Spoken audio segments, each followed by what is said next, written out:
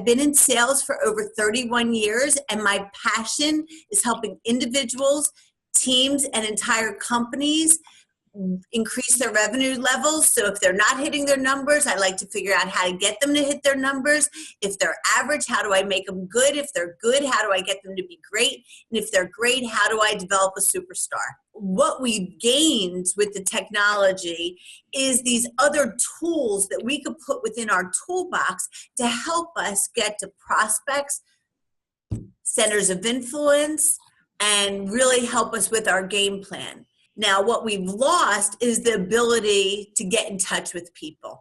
Back in the day, if I made 50 calls, I might get maybe 8 to 10 people on the phone. Nowadays, if we make 50 calls, we're lucky to get 1 or 2 people on the phone. We've also lost, when we're texting and we're emailing, sometimes we really can't get across the tone of our communications properly.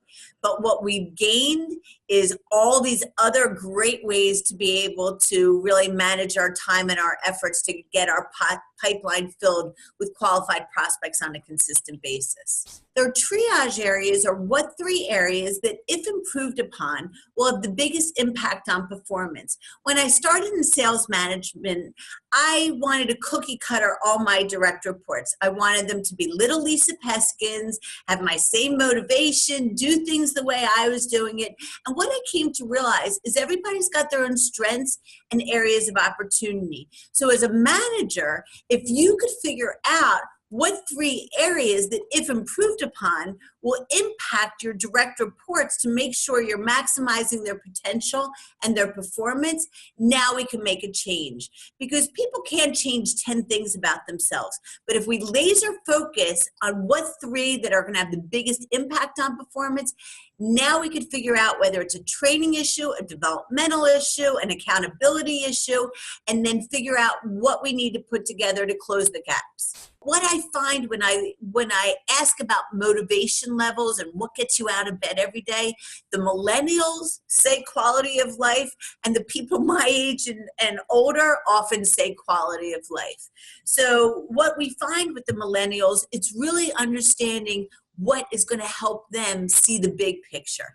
Because I can't motivate somebody else, but I could change their level of motivation. So I often will ask, what's the most important? None of these are mutually exclusive, but do you care about being number 1? Do you care about making X amount of dollars? Do you care about getting promoted to X, or quality of life? So once we figure out where they want to get to, then we can help figure out what's the smartest way for them to get there. I had a particular client call me up, and they said, I've got a 9-year rep. We just bought a company. She's been in sales for 9 years. She can't close business.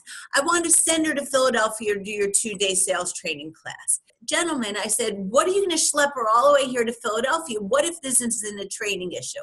Let me spend an hour with them, and let me see if I can figure out where she needs some help.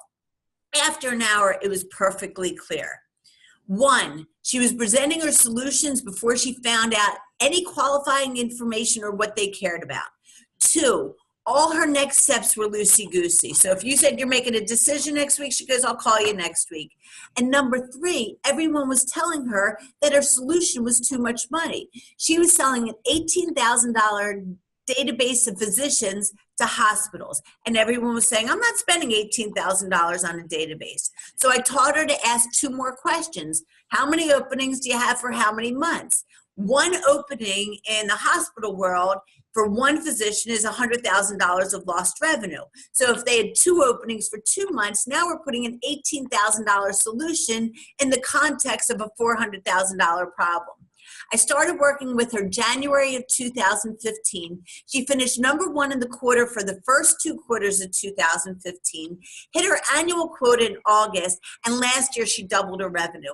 And it was 3 minor tweaks, because it just shows that if we can truly identify those areas, we could truly impact our direct reports performance. My website is businessdevelopmentuniversity.com. Also, feel free to check me out on LinkedIn. And the best way to learn about me is to check out what some other companies and some individuals have said about working with us.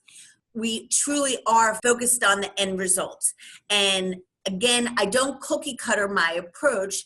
I really make sure it's customized for the company, the industry, and the individual.